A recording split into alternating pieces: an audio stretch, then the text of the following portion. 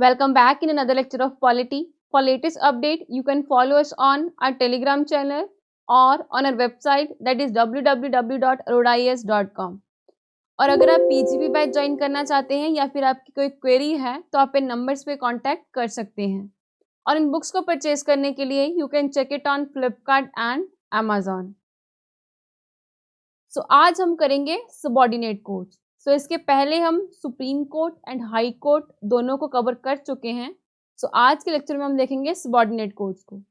सो जैसे कि हमने हाई कोर्ट के लेक्चर में देखा था कि जो स्टेट जुडिशरी है उसमें क्या क्या आता है, high court and hierarchy of a subordinate court, और सबऑर्डिनेट कोर्ट्स को लोअर कोर्ट्स भी बोला जाता है। And the subordinate courts are so called because there subordination to the state high court. और इनको सबऑर्डिनेट कोर्ट क्यों बोला जाता है? बिकॉज ये हाई कोर्ट के नीचे आते हैं, ये हाई कोर्ट के सबऑर्डिनेट होते हैं। सो कौन सी कॉन्स्टिट्यूशनल प्रोविजंस में इनके बारे में बात की गई है? आर्टिकल 233 से लेके आर्टिकल 237 तक in part 6 of the constitution किससे डील करते हैं? वो सबऑर्डिनेट कोर्ट से। सबसे पहले हम देखेंगे डिस्ट्रिक्ट जजेस की अपॉइंटमेंट कैसे होती है। The appointment, posting and promotion of the district judge in the state are made by the governor of the state in consultation with the high court। कि जो डिस्ट्रिक्ट जजेस के जो डिस्ट्रिक्ट जजेस हैं उनकी अपॉइंटमेंट जो होती है, उनका जो प्रमोशन होता है वो गवर्नर के द्वारा किया जाता है स्टेट हाई कोर्ट से कंसल्ट करके। अ person to be appointed as a district जज should have the following qualification. District जज के पास जिनको डिस्ट्रिक्ट जज अपॉइंट किया जाना होता है उनके पास कौन सी क्वालिफिकेशन होती है? फर्स्ट है, he should not already be in service of the central and state government. वो जो हैं सेंट्रल या फिर स्टेट गवर्नमेंट की सर्विस में नहीं होने चाहिए। And he should have been advocate for a 7 year, वो 7 साल के लिए एडवोकेट रह चुके हों। And he should be recommended by the high court for appointment, और हाई कोर्ट के द्वारा उनको अपॉइंटमेंट के लिए रिकमेंड किया गया हो। सो बाकी जजेस की अपॉइंटमेंट कैसे होगी? Appointment of a person to the judicial service of the state, कि वो जजेस के बिना जो बाकी और लोग हैं उनकी अपॉइंटमेंट भी गवर्नर के द्वारा ही की जाएगी with after the consultation with state public service commission. यानी कि यहाँ पे स्टेट पब्लिक सर्विस कमीशन के साथ भी कंसल्ट किया जाएगा और हाई कोर्ट के साथ भी। सो नेक्स्ट आता है control over the subordinate court. तो यहाँ पे क्या है कि the control over district courts and other subordinate courts including the posting, promotion, leave of the person belonging the judicial service of the state and holding any post inferior to the post of district जज is vested in the high court. कि यहाँ पे जो भी district courts हैं या फिर subordinate courts हैं उनकी पोस्टिंग है, प्रमोशन है या फिर उनकी लीव्स लेनी है उनको, तो वो सारी कंट्रोल जो है वो किसके पास होगा? हाई कोर्ट के पास। नेक्स्ट आता है इंटरप्रिटेशन। इसमें क्या है कि डिस्ट्रिक्ट जज में क्या आता है? डिस्ट्रिक्ट जज इंक्लूड जज of the civil city civil court, additional district जज, ज्वाइंट डिस्ट्रिक्ट जज हो गया, असिस्टेंट डिस्ट्रिक्ट जज, चीफ जज of the small case court, जो छोटे छोटे केसेस के लिए कोर्ट बनाए जाते हैं उनके चीफ जज, and chief presidency magistrate, additional chief presidency magistrate, session जज, एडिशनल सेशन जज एंड असिस्टेंट सेशन जज। यानी कि ये सारे जज जो हैं वो डिस्ट्रिक्ट जज के एक्सप्रेशन के अंडर ही आएंगे। सो नेक्स्ट आता है जुडिशियल सर्विस। जुडिशियल सर्विस का मतलब क्या है? Means a service consisting exclusively of a person intended to fill the post of a district judge and other civil judicial post inferior to the post of a district judge। यानी कि judicial service means वो service जिसमें वो person आएंगे जो post district जज की post को फिल करेंगे या फिर जितनी अदर जुडिशियल पोस्ट आती हैं वो सारी। नेक्स्ट है structure and a jurisdiction. So इसमें क्या आएगा? The organisational structure, jurisdiction and nomenclature of the subordinate judiciary are laid down by the state. कि जो भी ज्यूरिसडिक्शन है और स्ट्रक्चर है, नोमेनक्लेचर है सबऑर्डिनेट कोर्ट्स का, वो सारा स्टेट्स के द्वारा बताया जाएगा। This they different slightly from a state to state, because वो जो नाम वगैरह है उनकी ज्यूरिसडिक्शन है वो स्टेट के द्वारा डिसाइड की जाती है, तो यहाँ पे वो स्टेट टू स्टेट वेरी करेंगी। And broadly 3 tier of a civil and criminal courts below high court. यानी कि 3 तरह के जो है हाई कोर्ट के नीचे सिविल एंड क्रिमिनल कोर्ट्स आते हैं। कौन कौन से हैं? सबसे ऊपर आते हैं हमारे हाई कोर्ट, हाई कोर्ट के बाद आते हैं डिस्ट्रिक्ट या फिर सेशन जज court. So district and session जज कोर्ट के सिविल साइड में आएंगे सिविल साइड सबॉर्डिनेट जज कोर्ट या फिर मुंसिफ कोर्ट, और क्रिमिनल साइड में होंगे चीफ जुडिशियल मैजिस्ट्रेट कोर्ट या फिर जुडिशियल मैजिस्ट्रेट कोर्ट। तो सबसे पहले हम देखेंगे डिस्ट्रिक्ट एंड सेशन जज। सो इसमें क्या है कि highest judicial authority in the district, यानी कि एक डिस्ट्रिक्ट में जो डिस्ट्रिक्ट एंड सेशन जज है वो हाईएस्ट जुडिशियल अथॉरिटी होते हैं, and he possesses original and appellate jurisdiction in both civil as well as a criminal matters. यानी कि जो डिस्ट्रिक्ट एंड सेशन जज होंगे उनके पास क्रिमिनल एंड सिविल दोनों केसेस में ओरिजिनल और एपिलिएट जुरिस्डिक्शन होगी। और इन दोनों वर्ड्स का क्या मतलब है इसको मैं already supreme court and high court के लेक्चर्स में डिस्कस कर चुकी हूँ। और जो डिस्ट्रिक्ट जज है ऑल्सो सेशन जज, उनको सेशन जज भी बोला जाता है। When he deal with the civil cases he is known as a district जज। जिस टाइम पे वो सिविल केस के साथ डील कर रहे होंगे उनको उस टाइम डिस्ट्रिक्ट जज बोला जाएगा, और जिस टाइम पे वो किसी क्रिमिनल केसेस के साथ डील कर रहे होंगे उस टाइम पे उनको सेशन जज बोला जाएगा। एंड डिस्ट्रिक्ट जज have both judicial and administrative power. और जो डिस्ट्रिक्ट जज है उनके पास जुडिशियल एंड एडमिनिस्ट्रेटिव पावर्स दोनों होती हैं।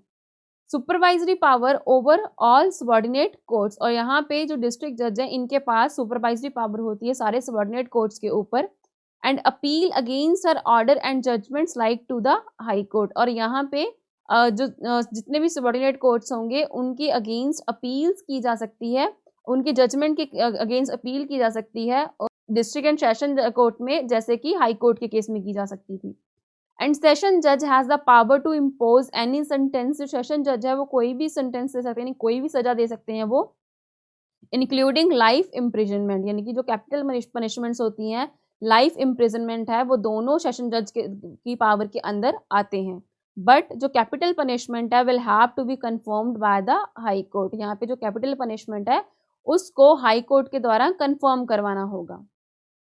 सो नेक्स्ट आता है below the district and session जज। डिस्ट्रिक्ट एंड सेशन जज के नीचे क्या आता था? एक साइड पे था सिविल्स, यानी कि कोर्ट ऑफ सबॉर्डिनेट जज। सबॉर्डिनेट जज exercise unlimited पिक्यूनियरी jurisdiction over civil suits. तो यहाँ पे जो सबॉर्डिनेट जज है उसके पास अनलिमिटेड पावर है, अनलिमिटेड जुरिस्डिक्शन है सिविल सूट्स के ऊपर। नेक्स्ट है क्रिमिनल। क्रिमिनल में क्या होगा? Court of the chief judicial magistrate, तो उसको क्या बोलते हैं? Court of the chief judicial magistrate. और इसमें क्या होगा कि चीफ जुडिशियल मैजिस्ट्रेट जो है वो डिसाइड कर सकते हैं क्रिमिनल केसेस में, कौन से क्रिमिनल केसेस में जिनकी जो पनिशमेंट है वो 7 साल तक की हो।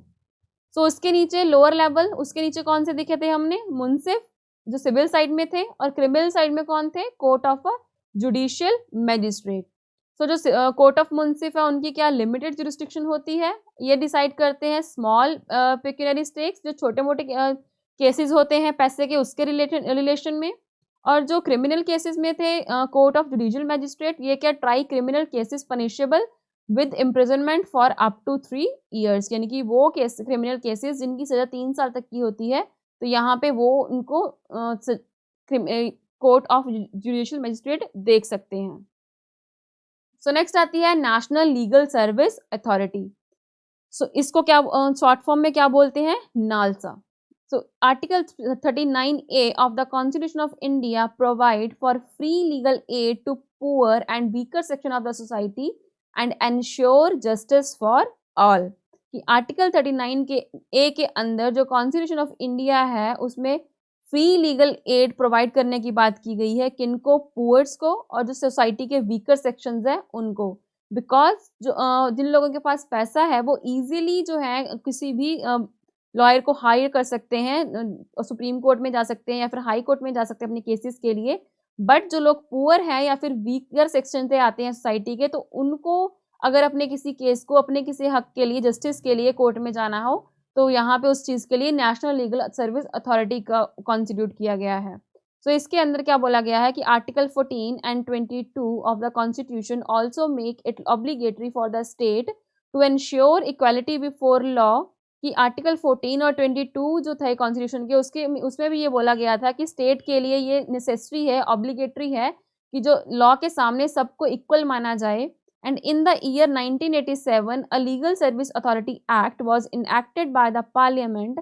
1987 में पार्लियामेंट के द्वारा एक legal service authority act enact किया गया, विच केम इनटू फोर्स, जो फोर्स में आया 1995 में 9 नवंबर को, to establish a nation wide uniform network for providing free and competent legal service to the weaker section of the society on the basis of equal opportunity.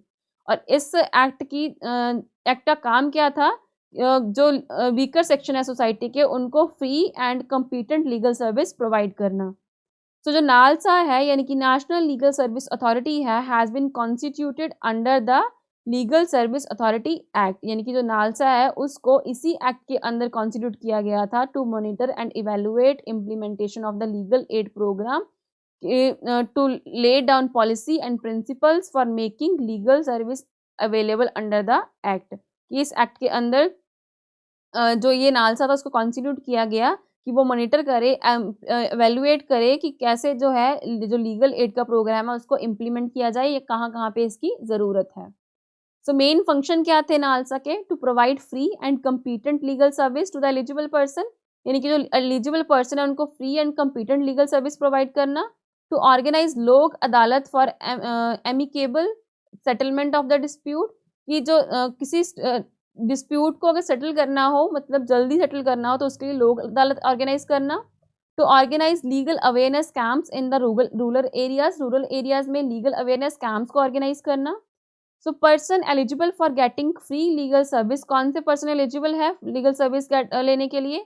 Women and children, SC/ST के members, industrial workmen's, जो victims हो master disaster के, flood के, drought के, earthquake के, या फिर कोई डिसेबल पर्सन हो, पर्सन इन अ कस्टडी, या फिर वो पर्सन जिसकी एनुअल इनकम 1 लाख से कम हो वो, या फिर victim of a trafficking in human being और अ बेगर। नेक्स्ट आता है लोक अदालत। लोक अदालत क्या है? एक फॉरम है वेयर द केसेस और disputes which are pending in a court और which are at pre litigation state are compromised और settled in an amicable manner. कि लोक अदालत वो फोरम है जिसके सामने जो केसेस हैं, डिस्प्यूट्स हैं, जो कोर्ट के पास पेंडिंग पड़े हैं या फिर अभी तक कोर्ट ने उनको देखा भी नहीं है, कोर्ट के सामने वो गए भी नहीं हैं, उनको कॉम्प्रोमाइज करके या फिर सेटल्ड इन अ एमिसिएबल मैनर, यानी कि कोई बीच का रास्ता ढूंढ के उनको सेटल किया जा सके। यानी कि जैसे कोर्ट्स में होता है कि काफ़ी लंबी हियरिंग वगैरह चलती हैं, सालों साल चलती रहती हैं, वैसा ना हो, कि जितना जल्दी हो सके उनको सेटल किया जा सके। तो इसका मीनिंग क्या है यहाँ पे कि supreme court has explain the meaning of institution of Lok Sabha in the following way. Supreme court ने लोकसभा का मीनिंग एक्सप्लेन किया है। कैसे किया है? कि Lok Sabha is an old form of adjudicating system prevailed in ancient India. की जो लोक अदालत है वो जो एशियन टाइम पे जो सिस्टम था न्याय वगैरह का, उसकी ही फॉर्म है एक, and its validity has not been taken away even in the modern day too. कि इसकी जो वैलिडिटी है वो अभी मॉडर्न टाइम में भी नहीं गई है। द लोकसभा का क्या, लोक अदालत का क्या मतलब है? मीन्स पीपल्स कोर्ट, की लोगों की अदालत। और ये जो सिस्टम है वो गांधीयन प्रिंसिपल पे बेस्ड है, बिकॉज गांधी जी का भी ये कहना था कि जो केसेस वगैरह हैं, आपके डिस्प्यूट्स हैं, वो आपको आपस में ही सुलझा लेने चाहिए, उनको कोर्ट्स तक नहीं लेके जाना चाहिए। So as a Indian court are overburdened with the backlog of cases, जो इंडियन कोर्ट है वो overburdened है, यानी कि उसके बाद बहुत सारे केसेस का बैकलॉग पड़ा है, and the regular courts are to be decide the case involving a lengthy, expensive and tedious procedure। और जो रेगुलर कोर्ट्स का प्रोसीजर है किसी केस की सुनवाई करने का, वो बहुत लेंदी है, एक्सपेंसिव है, तो जिसके कारण जो गरीब लोग हैं वो अपना जो केस है वो नहीं लड़ पाते हैं। The court take years together to settle even petty cases, यानी कि जो कोर्ट है वो छोटे से छोटे केस को सेटल करने के लिए भी सालों साल लगा देता है। So Lok Adalat there for provide an alternative resolution. So यहाँ पे ये लोक अदालत है वो उसका अल्टरनेटिव है, सो दैट कि अगर किसी को जस्टिस चाहिए वो कम खर्चे में वो जस्टिस अपना ले सके। सो नेक्स्ट आता है स्टैट्यूटरी स्टेटस। स्टैट्यूटरी स्टेटस में क्या है कि जो फर्स्ट लोक अदालत कैंप थी in the post independence era was organized in Gujarat. जो पहली लोक अदालत थी वो गुजरात में ऑर्गेनाइज की गई थी इन 1982 में। So this initiative proved very successful in the settlement of dispute. और इस इनिशिएटिव को बहुत सक्सेसफुल देखा गया कि बहुत सक्सेसफुल चल रहा है इस डिस्प्यूट को सेटल करने के लिए। एंड कॉन्सिक्वेंटली जो लोक अदालत स्टार्ट करने का प्रोग्राम था, इनिशिएशन था, वो पूरे इंडिया में फैल गया, पूरी कंट्री में फैल गया. And at that time this institution was functioning as a voluntary and conciliatory agency without any statutory backing for its decision. और अभी ये जो लोक अदालत है वो पूरी कंट्री में काम कर रही है. So in view of its growing popularity, there arose a demand for providing a statutory backing. तो पहले जो थी ये नॉर्मल काम कर रही थी, इसको कोई भी स्टैट्यूटरी स्टेटस नहीं दिया गया था, और इसकी पॉपुलैरिटी के बढ़ने से क्या कहा गया कि इसको स्टैट्यूटरी स्टेटस दिया जाए.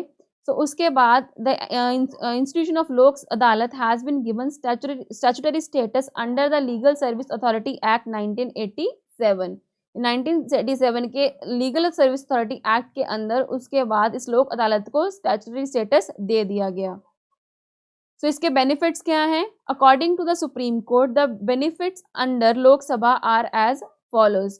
सो there is no court fee, यहाँ पे कोई भी कोर्ट की फीस नहीं होती. And if court fees already paid, अगर कोर्ट में ऑलरेडी फीस पे कर दी गई है और अगर अब वो मामला लोक अदालत में आ गया है तो वो जो फीस है उसको रिफंड किया जाएगा. The basic feature of the Lok Adalat are the procedural flexibility and speedy trial of the dispute. जो basic feature है लोक अदालत का वो क्या है कि जो procedure है वो flexible तरीके से चले और जो dispute की जो dispute है वो जल्दी से जल्दी solve हो जाए. तो यहाँ पे क्या है कि कोई भी strict procedural law नहीं दिया गया है कि आपको इसी method से इसको करना है. तो उनको जो है वो सिर्फ रिजल्ट ओरिएंटेड अपनी अप्रोच लेके चलनी होती है कि कोई भी मैटर हो, जरूरी नहीं है कि उनको like the civil procedural court जैसे होता है उसकी तरह उनको उसको उसी प्रोसीजर पे उनको अपना केस चलाना होता है. ऐसा वहाँ पे कुछ नहीं होता. वो जैसे चाहे अपने लोक अदालत में उस केस को डिस्प्यूट को चला सकते हैं, बट वो अप्रोच जो है वो रिजल्ट ओरिएंटेड होनी चाहिए. So parties to the dispute can directly interact with the जजेस. तो यहाँ पे क्या है लोक अदालत में कि जो पार्टीज है जिनके डिस्प्यूट का केस चल रहा है वो डायरेक्टली जजेस से मिल सकती हैं, जो कि रेगुलर कोर्ट्स के में पॉसिबल नहीं होता. सो नेक्स्ट आता है द अवॉर्ड बाय द लोक अदालत is binding on the parties. कि अगर किसी केस की जो सुनवाई लोक अदालत में हो गई है तो वो उसका जो अवॉर्ड होगा, उसकी जो सुनवाई होगी वो पार्टीज पे बाइंडिंग होगी. नेक्स्ट है परमानेंट लोक अदालत. तो इसमें क्या है कि the legal service authority act 1987 was amended in 2002 to provide for the establishment of a permanent Lok Adalat. तो इस एक्ट को 2002 में अमेंड किया गया एक परमानेंट लोक अदालत एस्टैब्लिश करने के लिए, जो कि डील करेगी with the public utility service, जितनी पब्लिक यूटिलिटी की सर्विस है उनके साथ. तो रीज़न क्या था इसको एस्टैब्लिश करने का कि the legal service authority act 1987 was enacted to constitute legal service authority for providing free and competent legal service to the weaker section of the society. तो इस एक्ट को इनैक्ट किया गया था सो दैट जो लीगल सर्विस हैं जितने भी वीकर सेक्शन सोसाइटी के उनको फ्री में दी जा सके. So next है the system of a लोक अदालत which is an innovative mechanism for alternate dispute resolution has proved effective for resolving disputes in a spirit of conciliation outside the court. कि जो सिस्टम था लोक अदालत का वो बहुत फ्रूटफुल जो था साबित हो रहा था कि जो इफेक्टिव साबित हो रहा था कोर्ट के बाहर केसेस सॉल्व करने के लिए.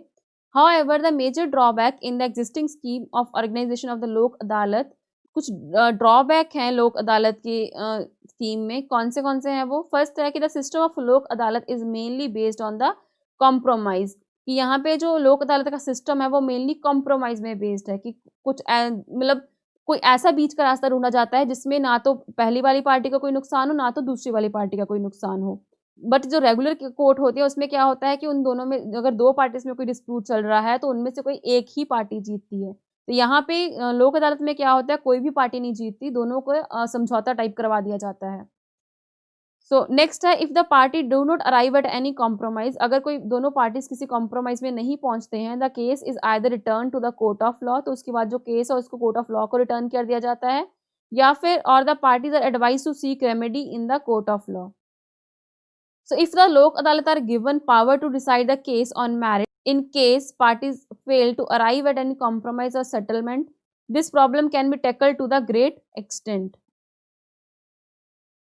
सो नेक्स्ट आता है further the cases which are arises in relation to the public utility service. कुछ ऐसे केसेस जो पब्लिक यूटिलिटी सर्विस में राइज होते हैं, जैसे कि महानगर telephone Nigam limited, Delhi Vidyut board etcetera, need to be settled urgently so that the people get justice without delay even at pre litigation state.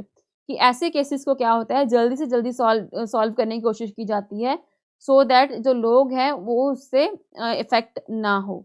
Because अगर यहाँ पे जैसे महानगर टेलीफोन निगम का केस बोला गया कि अगर इसको जल्दी से जल्दी सॉल्व नहीं किया गया, सो दैट तब तक तो टेलीफोन की लाइंस ही बंद रहेंगी, तो उस चीज़ से जो नॉर्मल पीपल हैं वो बहुत अफेक्ट होंगे। So it is therefore propose to amend the legal service authority act 1987 to set up permanent Lok Adalat. तो इस चीज़ के लिए इस एक्ट को अमेंड करने की बात की गई, सो दैट एक परमानेंट लोक अदालत जो है वो सेटअप की जाए for providing compulsory pre litigation mechanism, so that की जो कंपल्सरी प्री लिटिगेशन मैकेनिज्म है वो प्रोवाइड किया जा सके, कुछ जो ऐसे केसेस हैं उनकी जल्द से जल्द सुनवाई की जा सके। सो इसके फीचर्स क्या हैं?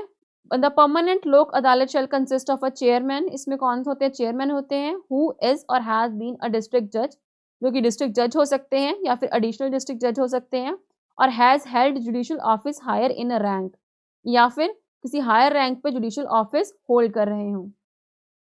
The permanent Lok Adalat shall exercise jurisdiction in respect of one or more public utility service. तो यहाँ पे जो परमानेंट लोक अदालत है उसके पास कौन सी jurisdiction होती है, कौन से केसेस में होती है?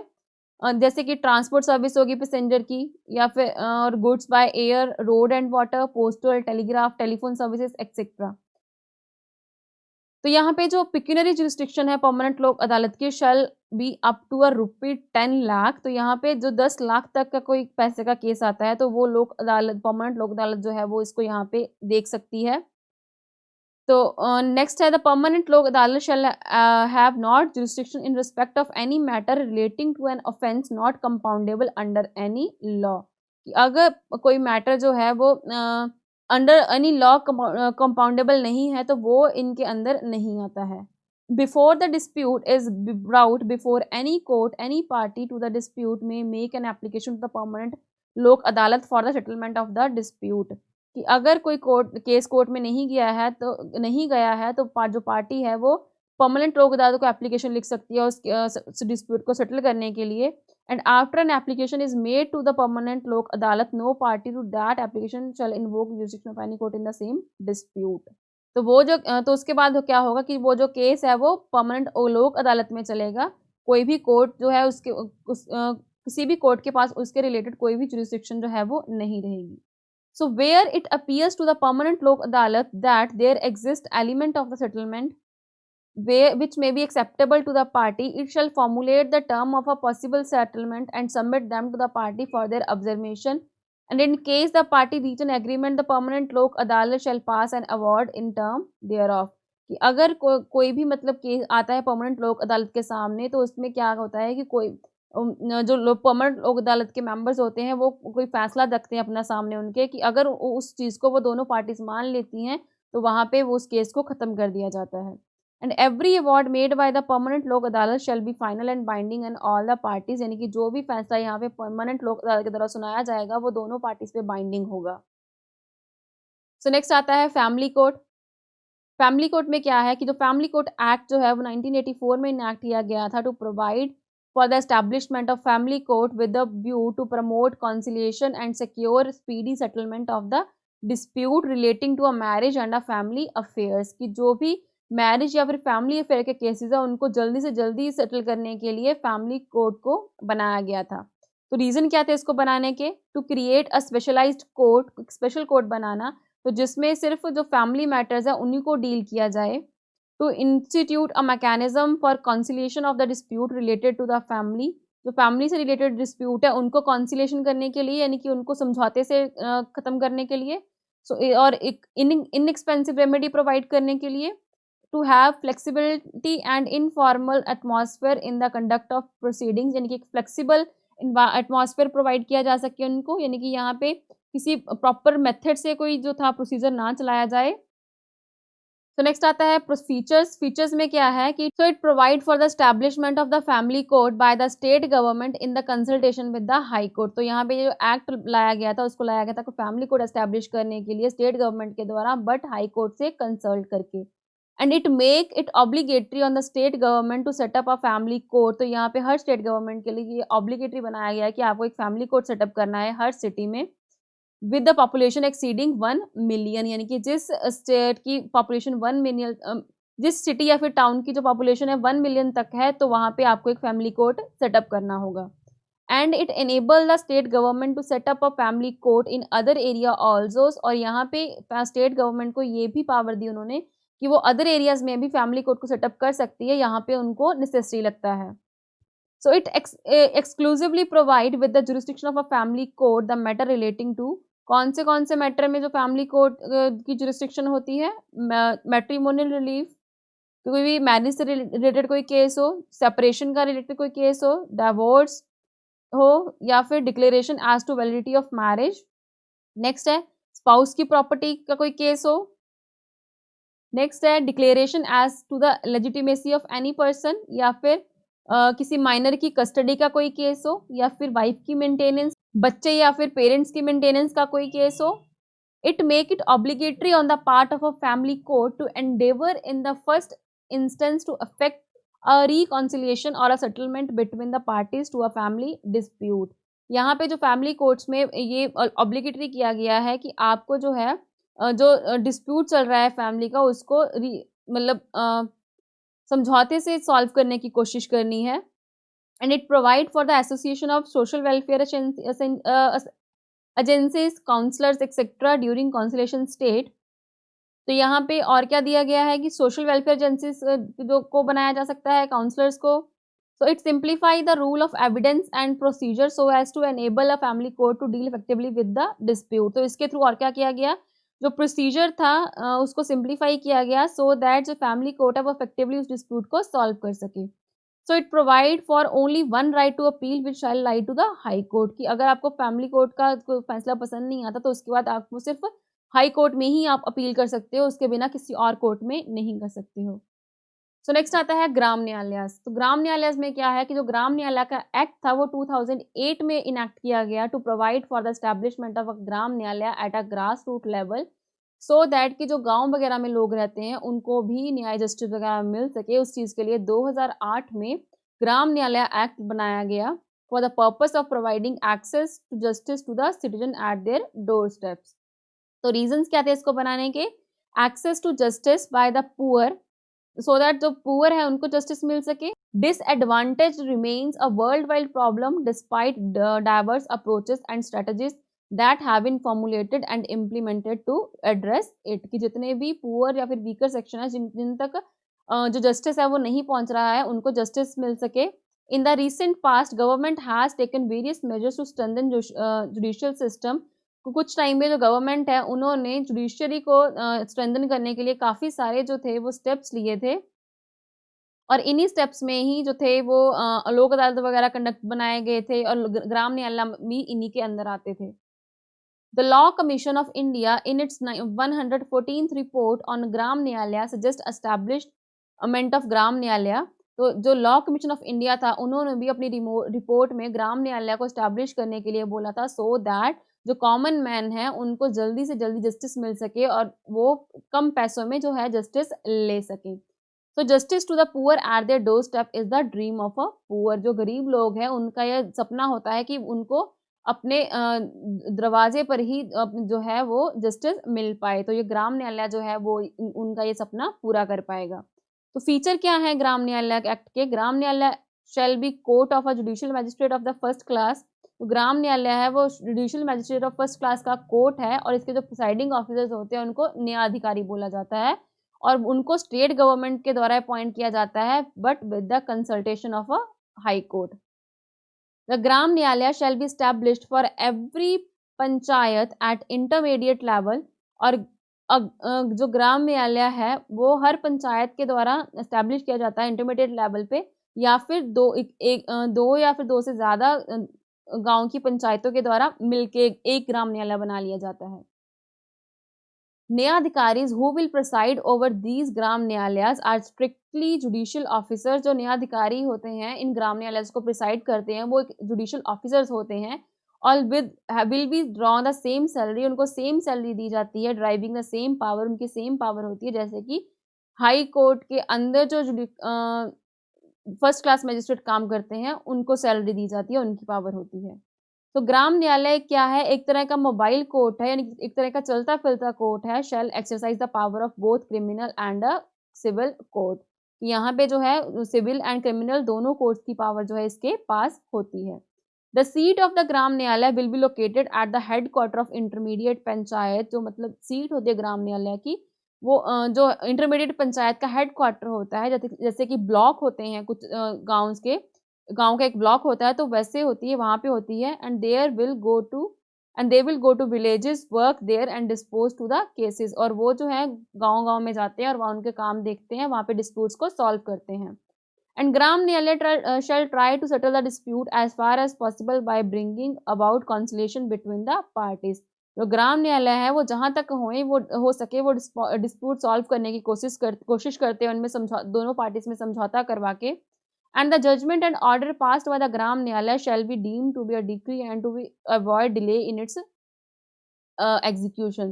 The Gram Nyalaya shall follow summary procedure for its execution। की जो भी फैसला वगैरह होगा इनका उसको shall be deemed to be a decree, तो उसको डिक्री रखा जाएगा। एंड टू अवॉइड उसमें मतलब जो भी जजमेंट ऑर्डर्स पास किए जाएंगे ग्राम न्यायालय के द्वारा उनको इम्प्लीमेंट किया जाएगा।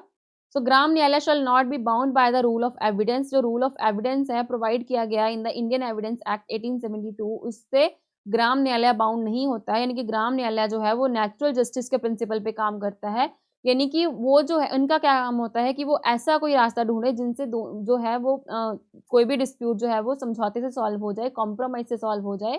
कि यहाँ पे कोई प्रॉपर प्रोसीजर वो फॉलो नहीं करते हैं कि यहाँ पे पहले केस आएगा उसके बाद इतने दिन के लिए प्रोसीडिंग्स चलेंगी, ऐसा कुछ नहीं होता है वहाँ पे। नॉर्मली दोनों पार्टीज को सामने खड़ा किया जाता है, दोनों की बातें सुनी जाती हैं और उसमें समझौता करवाने की कोशिश की जाती है। और जो अपील होती है in criminal cases shall lie to the court of session. अगर ग्राम न्यायालय में कोई क्रिमिनल केस की जो थी जजमेंट दी गई है वो पसंद नहीं आई तो उसके बाद वो कोर्ट ऑफ सेशन के सामने रखी जा सकती है। Which shall be heard and dispose of within a period of 6 month. और जो है वो और वहाँ पे जो कोर्ट ऑफ सेशन को वो 6 मंथ के अंदर अंदर उसको सुनवाई करनी होगी उसकी। और जो सिविल केसेस में अपील होगी वो डिस्ट्रिक्ट कोर्ट के सामने रखी जाएगी और यहाँ पे भी उसको 6 मंथ के पीरियड के अंदर अंदर सुनवाई उसकी करनी होगी। सो नेक्स्ट आती है एस्टैब्लिशमेंट। एस्टैब्लिशमेंट में क्या है कि the central government has decided to meet the non recurring expenditure on the establishment of these Gram Nyayalayas. तो यहाँ पे सेंट्रल गवर्नमेंट ने ग्राम न्यायालय को एस्टैब्लिश करने के लिए 18 लाख की जो मनी थी वो देती है सेंट्रल गवर्नमेंट। और उसमें से डिवाइड कैसे किया गया इसको, 10 लाख दिए जाते हैं कोर्ट की कंस्ट्रक्शन के लिए, 5 लाख दिए जाते हैं व्हीकल्स के लिए और 3 लाख दिए जाते हैं अदर इक्विपमेंट्स के लिए। यानी कि जो भी कोर्ट में बाकी इक्विपमेंट्स होते हैं, पेन, पेपर, टेबल, चेयर, पंखा वगैरह एक्सेट्रा, जितनी भी इक्विपमेंट्स होते हैं वो सारे सबके लिए 3 लाख रुपए दिए जाते हैं। So more than 5000 Gram Nyayalayas are expected to be set up under the act. तो इस एक्ट के अंदर मोर देन 5000 जो ग्राम न्यायालय वो सेटअप होने चाहिए थे। बट जिसके लिए जो which the central government would provide about 1400 crore by way of assistance, जिसके लिए सेंट्रल गवर्नमेंट जो है वो 1400 करोड़ रुपए दे चुकी है। बट ऐसा कुछ भी नहीं है। अगर हम देखें तो हमारे जो कंट्री है उसमें बहुत कम जो ग्राम न्यायालय है वो बनाए गए हैं। तो यहाँ पे हमारा सबऑर्डिनेट कोर्ट्स का लेक्चर भी कंप्लीट होता है। मिलते हैं अपने नेक्स्ट लेक्चर में नेक्स्ट चैप्टर के साथ। Thank you.